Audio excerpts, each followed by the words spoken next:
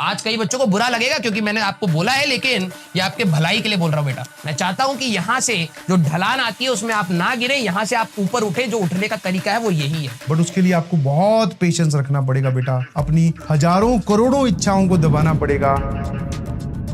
मैं आप सभी लोगों को बोलूंगा, प्लीज इट्स माय रिक्वेस्ट। देखो आप घर पे क्या कर रहे हो, क्या नहीं कर रहे हो, किस टेम्परामेंट में, क्या पता कोई बच्चा डिप्रेशन हो। जब पढ़ाई जा रही है तब तो सीरियसली बात कर रहा हूं मैं। उस समय आप क्या कर रहे हो? चुपचाप पढ़ाई करनी है बेटा। आप अपने आप को एक्सक्यूजेस मत दीजिएगा, मैं बता रहा हूं। अगर आपको खुद को एक्सक्यूजेस देने स्टार्ट कर दिया, आपको कोई नहीं बदल सकता, कोई नहीं बदल सकता। और उस तरीके से पढ़ाई करिए कि आप ये मान के चलिए कि अगले महीने आपका एग्जाम है जेईई मेंस। उस समय आप क्या करोगे? आप में से कई सारे बच्चे जो अभी मैं देखता हूँ कई बार बोलते हैं, सर इतना लंबा लेक्चर, इतना लंबा लेक्चर। बेटा मैराथन होगी ना जब, ठीक है, तुम बैठे रहोगे 9-9 घंटे, सर पढ़ाओ सर, हम पढ़ने के लिए तैयार है सर, तब ये नारे लग रहे होते हैं। क्यों? क्योंकि पूरे साल नहीं पढ़ा। बहुत ही कम बच्चे होते हैं जो सीरियसली बैठे होते हैं, नहीं तो मेजॉरिटी बकैती कर रहे होते हैं वहां पर। उस समय क्यों पढ़ने का मन कर रहा होता है? आज क्यों नहीं कर रहा? क्योंकि उस समय एग्जाम आ चुका है पास में। इसलिए मैं सर आप 12 घंटे पढ़ाओगे ना तब भी पढ़ लेंगे हम। आज क्यों नहीं पढ़ रहा भाई 12 घंटे खुद से? 3-3 घंटे अगर टीचर खड़ा है, तू क्यों नहीं खड़ा है वहां पर? क्योंकि सर अभी टेस्ट नहीं है ना।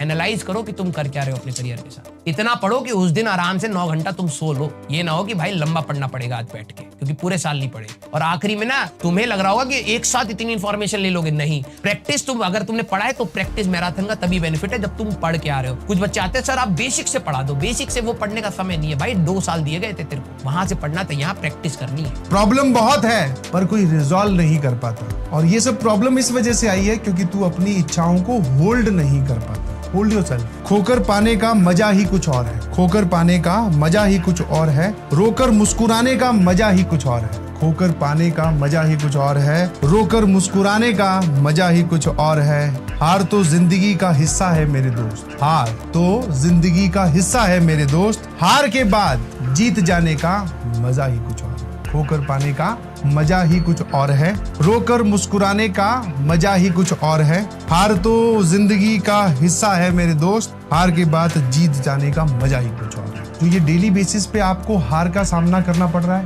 कभी कभी होमवर्क कंप्लीट नहीं होता, कभी कभी सवालों पे अटक जाते हैं, कोई बात नहीं। इन्हीं छोटी छोटी हार के बाद में बड़ी जीत आएगी। बट उसके लिए आपको बहुत पेशेंस रखना पड़ेगा बेटा।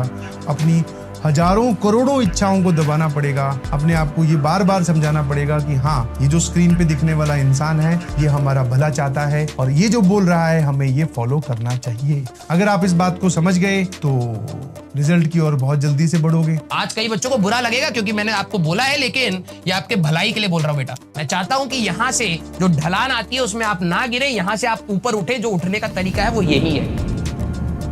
जिसका लक्ष्य बड़ा होता है उसे तकलीफों का एहसास कभी नहीं होता, और जिसे तकलीफों का ज्यादा एहसास होता है उसका लक्ष्य कभी बड़ा नहीं होता।